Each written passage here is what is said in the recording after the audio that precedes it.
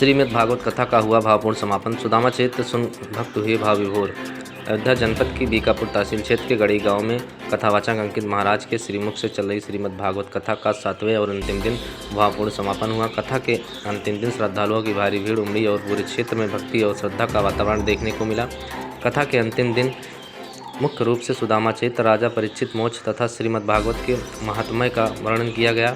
कथावाचक अंकित महाराज ने भगवान श्री कृष्ण और उनके परम मित्र सुदामा की निश्चल मित्रता का प्रसंग सुनाते हुए बताया कि सच्ची भक्ति और सच्चा प्रेम कभी व्यर्थ नहीं जाता। भगवान अपने भक्तों की भावनाओं को समझते हैं और बिना मांगे ही उन्हें सब कुछ प्रदान करते हैं। इस प्रसंग को सुनकर उपस्थित श्रद्धालु भाव विभोर हो उठे। इसके साथ ही राजा परीक्षित को श्राप से मुक्ति और मोक्ष प्राप्ति की कथा का भी विस्तार से वर्णन किया। कथा के दौरान भगवान श्री कृष्ण की विभिन्न लीलाओं और उनके गोलोक गमन का भावुक प्रसंग सुनाया गया, जिससे सुनकर श्रद्धालुओं की आंखें नम हो गईं। कथा के समापन अवसर पर विधि विधान के साथ व्यास पूजन, हवन पूजन और प्रसाद वितरण किया गया। इसके बाद विशाल भंडारे का आयोजन किया गया, जिसमें क्षेत्र के सैकड़ों श्रद्धालुओं ने प्रसाद ग्रहण किया। कथावाचक अंकित महाराज ने अपने संदेश में कहा कि श्रीमद् भागवत कथा हमें प्रेम, त्याग, समर्पण और निस्वार्थ सेवा का संदेश देती है।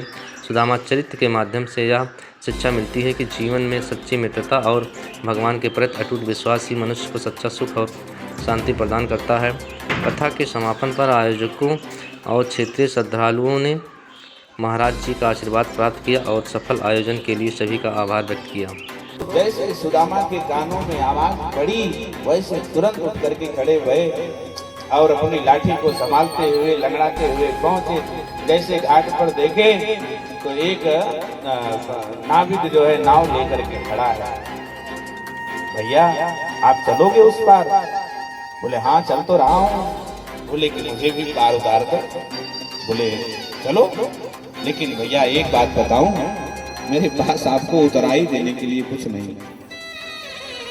जब इतना सुना नाविक तो उसने कहा कि आइए आइए, आप उतराई मत दीजिएगा, आप जैसे को तो मैं वैसे पार उतार दूं। अब सुदामा, अब वो नाविक जो है वो मुस्कुरा रहा है बार बार सुदामा जी को देख करके। सुदामा जी 2-4 बार देखे, उसके बाद कह रहे हैं कथा महोत्सव हो रहा है और 7 दिन आपने भोजन की व्यवस्था की। क्या कहना चाहेंगे, किस तरीके के भोजन आपने यहाँ पर जनों को बनाए?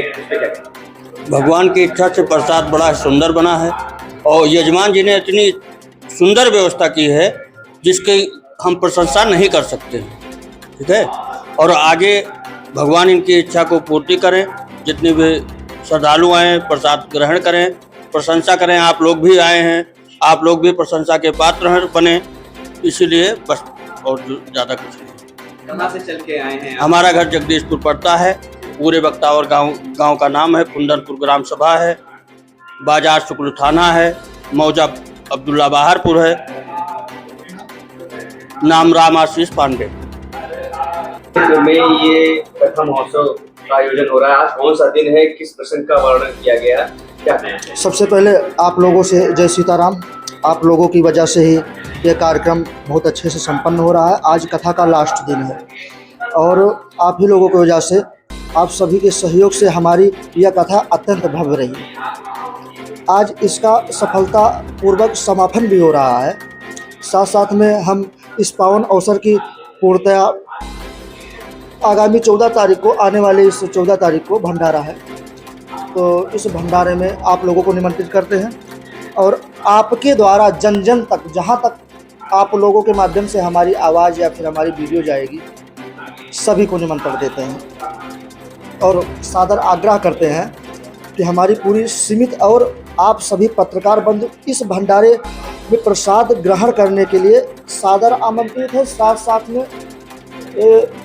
आप लोगों के माध्यम से जितने लोग आए सब आमंत्रित है। जैसे कि कल रुक्मिणी विवाह था, आज किसका प्रसंग किया गया? क्या कल रुक्मिणी विवाह था, बहुत अच्छा रहा। बहुत सारे भीड़, बहुत सारे श्रद्धालु, बहुत सारे जो है श्रोतागण आए थे, बहुत भव्य रहा। आज 7वां दिवस है, आज जो है कथा का समापन है। आज सुदामा चरित्र की कथा गुरु जी के द्वारा कहा जा रहा है और बहुत सारी आप लोगों के माध्यम से लोगों को देखने को मिलेगा। बहुत सारी भीड़ यहाँ पर इकट्ठा हुई। और यही मनोकामना है हमारी आप लोगों से और सभी संतों से या फिर श्रोताओं से, भागवत श्रोताओं से।